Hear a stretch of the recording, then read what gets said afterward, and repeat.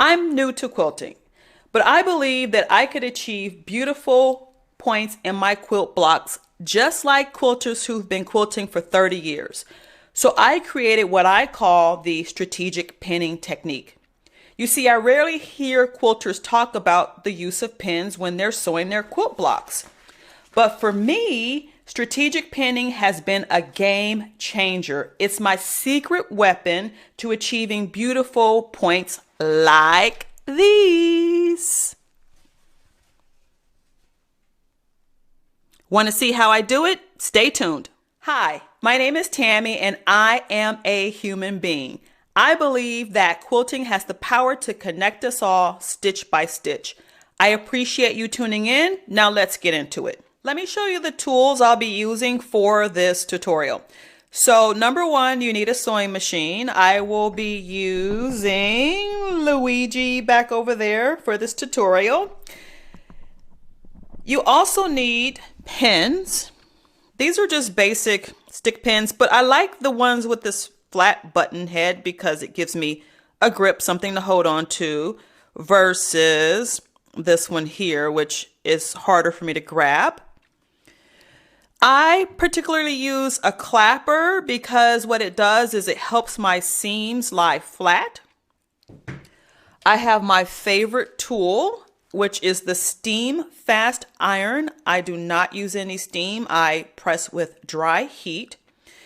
And another one of my tools that I like is this Go Me fabric cutter. And I use this Go Me fabric cutter to cut these beautiful pieces for the quilt block that I'll be making. The dog ears are cut off here and the edges are very straight, and I really enjoy that because I do not like rotary cutting. This is the block that we'll be making in the tutorial. So here, let me show you how it's done. Here we have the elements that have been sewn into units. On this side, these are the half square triangles that I cut with the AccuQuilt Go Me cutter.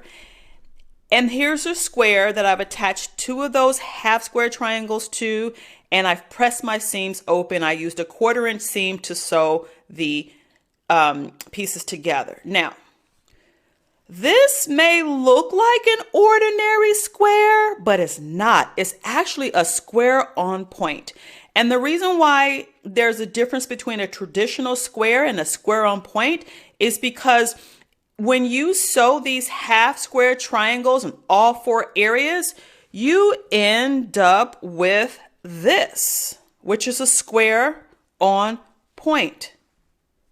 Now, if this were a traditional square, it wouldn't sit so perfectly on point. So that's the difference between a square and a square on point. The first step in doing what I call strategic pinning is to, once you get 2 of these together, you take your 3rd half square triangle piece and you flip it over like this. See how that just fit nicely in there? Like, watch this. Boom. And the level of accuracy I'm able to achieve with this process is exclusively because I use the AccuQuilt Go Me to cut these pieces out. I mean, if I used a rotary cutter, there is no way in the world it would be this straight. So as you can see here, the dog ears have been cut off, and I'll move it back again so that you see it. Now you see it, now you don't. What needs to happen next is I need to sew a 1/4 inch seam directly here, 1/4 inch seam here, so that I attach the 3rd leg or the 3rd piece of this 3rd half square triangle to this square on point. Now, because I'm a beginner, if I were just to take this over to Luigi and start sewing that 1/4 inch seam right here, it would wiggle a little bit and it would probably do something like this. It's perfect here, but then by the time I get to the machine, put it on the bed of the machine and start sewing it and sending it under the feed dog, it gets wonky and it kind of starts getting a little gangster lean like that. Or maybe not that dramatic, but it's not straight. And so with strategic pinning, I'm able to keep everything in place so that, as you can see, I just lifted it up and moved it around, and look, it is still matched perfectly at this point and that point. So when I sew my 1/4 inch seam, it'll be pretty much perfect right there. Again, watch this and that, and it's still perfectly in place, versus if I use this one without the pin, I pick it up, it's gonna shimmy, then I have to get it over to the machine and shimmy it back. It's way too much work for me.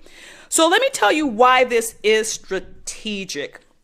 It's strategic for several reasons. First of all, when I sew my 1/4 inch seam, this is this part of the block that will be going underneath my needle on my sewing machine. So it'll be like da, da, da, da, da, da, da, da, da, da, da, da, right? And most of you know that you are under no circumstances supposed to sew over pins, right? You're not supposed to sew over these. So if I place the tip of this pin closer here, when I start sewing and I get to about here, I have to stop, pull that pin out, and now the lower half of this unit could wobble a little bit. So the first step in strategically pinning this is to pin far enough away from your needle so that when you're sewing here, you don't have to worry about stopping your sewing process to pull that pin out, because it's far enough away from your needle that it won't get sewn over. So that's step number 1 in strategic pinning. So again, just make sure that you're sewing your 1/4 inch seam here and your pin is, I guess, to your left of your needle. The other reason why this is strategic is because if you notice, I placed it in the center. I didn't place it too far at the top. I didn't place it too far at the bottom. The reason why I placed it in the center is because it basically keeps everything well balanced as it sews through the needle and the throat plate. I sew on a Singer featherweight, and it's 75 years old. I don't have a fancy new machine with tension, balancing, and all that jazz. So my feed dogs are extremely strong. So this pinning process allows me to maintain balance as I sew and get a beautiful seam. I'll come back and show you what that looks like. Where we are now in the process. I've sewn all 4 half square triangles onto this square that's sitting on point. And one of the other features I love about the AccuQuilt cutting system is that it's so accurate when it cuts the fabric that when you sew a accurate 1/4 inch seam, what you're left with is about a 1/4 inch right here. And I'll show you why this 1/4 inch matters. So it's about a 1/4 inch from here to here. So this is what the square on point looks like with the half square triangle sewn. And this is the back. As you can see here, this is just a regular old square. And the reason why my fabric is wrinkled is because I pre-starch my fabric in advance before I cut it. I just like the fact that when the fabric is starched, it's easier for me to handle, it's easier for me to sew. When I use my steam fast iron and press the seams open, in my opinion, in my experience, starched fabric holds my seams better. So essentially the next step was taking this and placing it on top of the regular square and then lining it up. So you would take it and you would line it up. And then I did my strategic pinning technique once again. And this is literally what it looked like coming out of the sewing machine. So as I said earlier, I lined up the square and the square on point. And this is exactly where my pin is when I sewed this 1/4 inch seam. So I'm sorry, but this is white thread and it's a little hard to see, but you can see my stitch line there. And here is a secret. So what I've done is, it's hard to see, but the tip of my pin is right there. And if you notice, this tip of the pin points exactly at that point, pun intended. So because I've lined this pin and the point of the pin up with the point on this square, when I sew and I get right about here at that stitch line is when I stop and I make sure everything is lined up. I continue to sew and it goes straight through the fabric here down the line, and my point is still intact. My point is still intact. There we go. My point remains intact. So now what I'm going to do is I'm going to remove my pin. At this stage, I will not be pressing my seams open. I'll be pressing them to a side. Once I'm done with that step, I'll show you what everything looks like of completing this block. So as you can see here, because I already had that 1/4 inch seam allowance, because I used the AccuQuilt cutting system and I showed you how I did my strategic pinning technique. Look at that, guys. I think that looks pretty good for a beginner. Pretty good for a beginner. The point is intact and it's not cut off, and there's a little bit to spare. Here it is on the other one. Again, this one is a little bit cut off, but my goal is never perfection. My goal is completion. And in my opinion, this looks pretty darn good.